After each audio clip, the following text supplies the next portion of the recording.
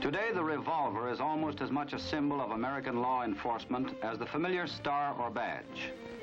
Through the years, it has grown to be still another common bond between peace officers of many different jurisdictions.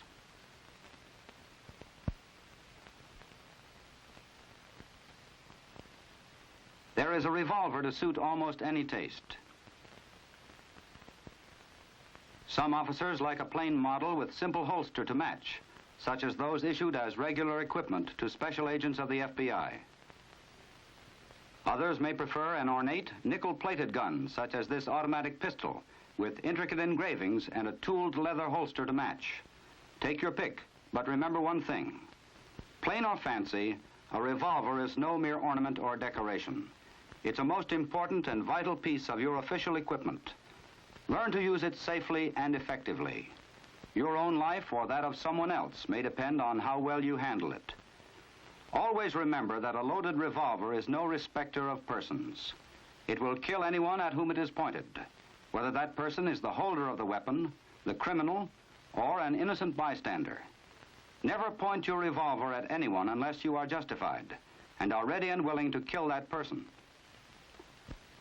In combat training, emphasis must be given to shooting double action at close range, for this most nearly duplicates the situation that may lie just around the corner for any officer on duty.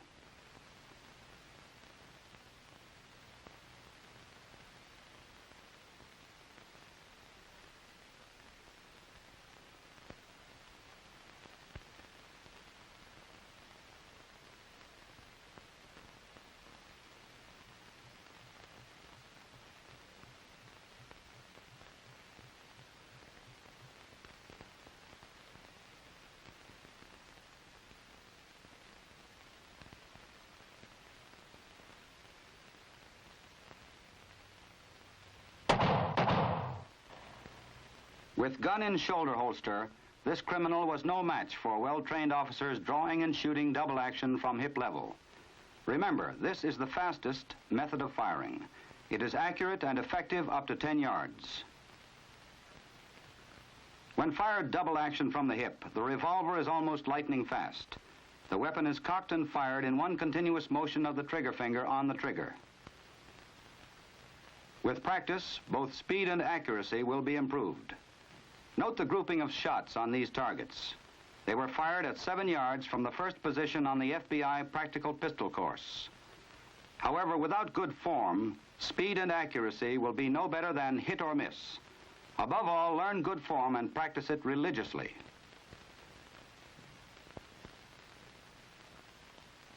Drawing and shooting from the hip was developed on the Western frontier, where speed with a gun often meant survival. Western style shooting with single action revolver was inaccurate compared to modern hip level shooting. Today's draw and shooting from the hip is smooth and continuous, with not a bit of waste motion, and the revolver in front of the shooter is in position to ensure a greater degree of accuracy. A quick draw holster is a necessity.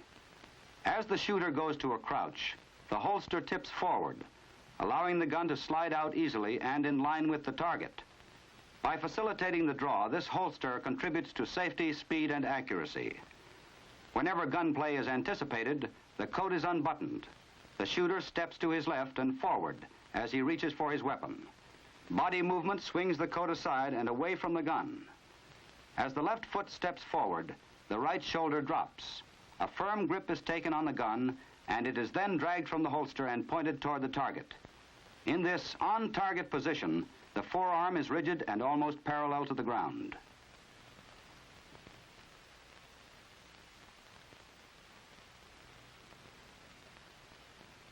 Your grip is of utmost importance in double-action shooting. Since the trigger pull is about 3 times that of firing single action, the grip must be tight.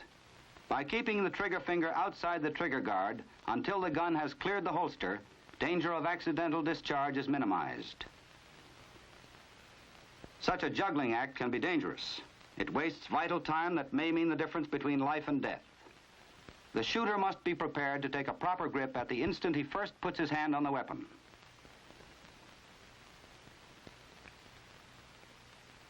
Control of the trigger is another essential. Insert the trigger finger to the first joint or even further. Keep the wrist stiff and the grip tight. Pull the trigger steadily and evenly. Only the trigger finger is moved. Use the other fingers to maintain a tight grip on the weapon.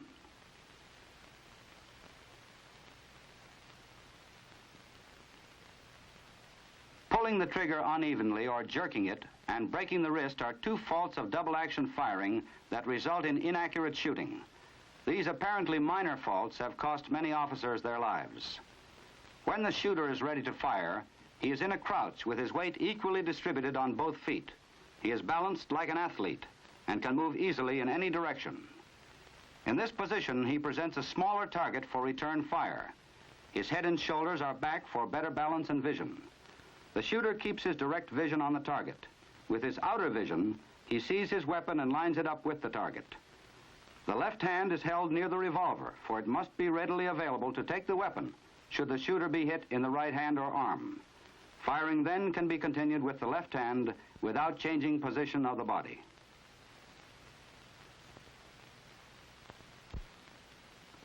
This student illustrates the rule that when the weapon is returned to its holster, the other hand must not assist in any way. Use only the shooting hand. Never cover the opposite hand when holstering your revolver. Make certain you learn how to holster your gun properly, using only the shooting hand. Remember, in all close-range double-action shooting, in contrast to bullseye shooting, your direct vision is on the target.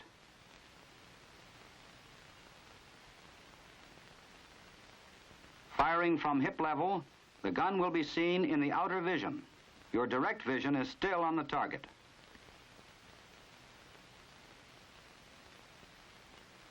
For close-range shooting, bringing your revolver to hip level is faster than raising it to eye level. And that split second you save by learning to shoot accurately from this position may well save your life.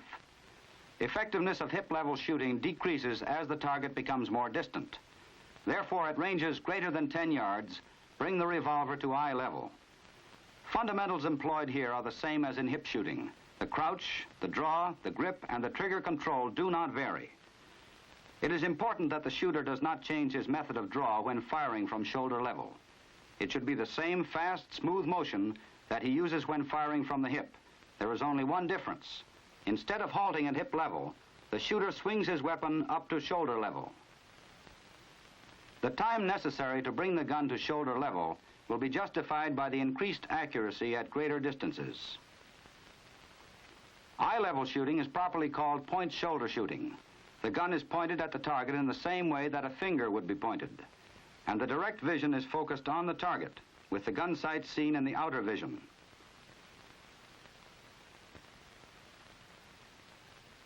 A basic principle in defensive combat shooting is to make yourself as small a target as possible for return fire. The officer in a crouch position is a smaller target than if he were standing upright. In the kneeling position, he further decreases his target size. To assume this position, take a short step forward and to the left.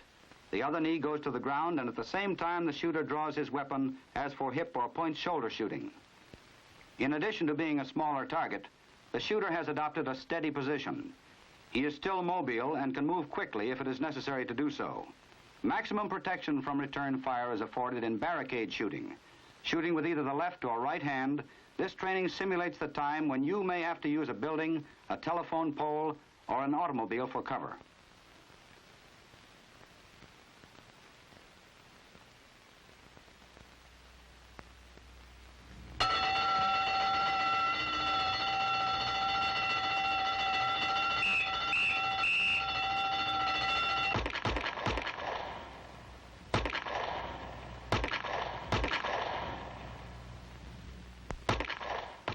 Taking advantage of the best cover available, this officer made himself the smallest target possible. Instinctive attention to the fundamentals of defensive shooting saved this officer's life. There will be occasions when no cover is available.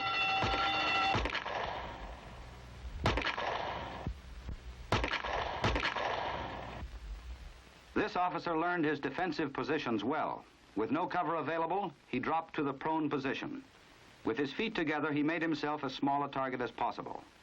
And in this support position, accurate shooting up to 75 yards is possible. Constant practice in the fundamentals and positions of revolver shooting is required if a law enforcement officer is to achieve and maintain that shooting skill that one day may save his life. For those in training at the FBI Academy at Quantico, Virginia, a number of disabled weapons are available for such practice.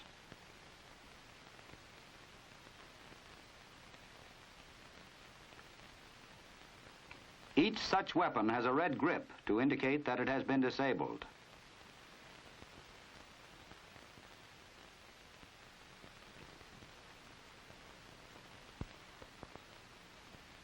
Here, before a full-length mirror, a man can correct flaws in his stance, his grip, and his defensive positions.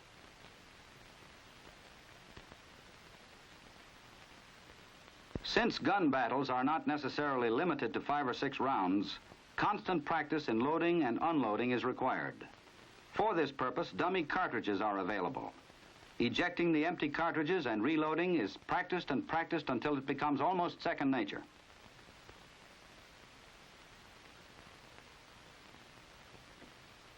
Any police department can easily disable a weapon that is beyond economical repair simply by removing its firing pin. After the disabled guns have been given distinctive red markings, they can be used in the squad room or training school. Dry firing and position practice can be accomplished safely with such distinctively marked disabled weapons.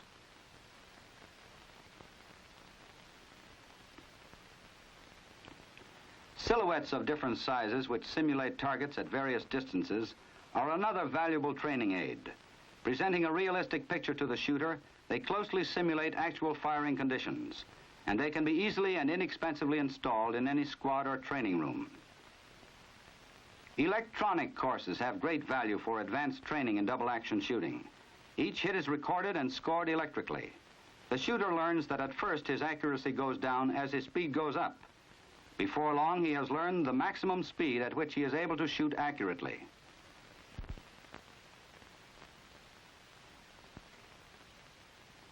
On the electronic dueling course, students are in direct competition. Here, essential speed and accuracy are developed under conditions similar to an actual gun battle. Through electronic control devices, the winner is determined with split-second accuracy.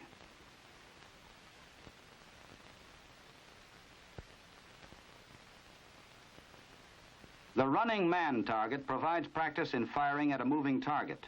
It points up the necessity for shooting where the target will be when the bullet arrives, rather than where the target was at the moment the gun was fired. Here the student is allowed 3 shots at the target moving to his right and 3 shots at the target moving to his left.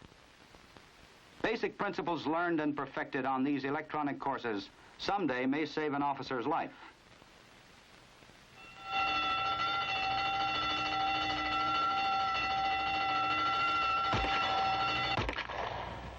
The officer fired from the hip to get the first burglar. Remaining in crouched position, he shot the second, using eye-level point-shoulder technique. He employed basic principles taught in all 3 electronic courses. Because this officer was well trained and kept himself in training, he survived. The revolver can be a lifesaver for the law enforcement officer and the person he is trying to protect. Its presence can even prevent a gun battle entirely, for the criminal will know by the way an officer holds his weapon that he is a well-trained man. In such cases, the criminal may well refuse to shoot it out with him. But there is a price that must be paid for this. That price is thorough training, constantly practiced and regularly renewed on the range. In no other way can you buy the art and skill of fine marksmanship. So learn the fundamentals of good shooting. Practice them regularly and diligently until they become an instinctive part of everything you do with your revolver.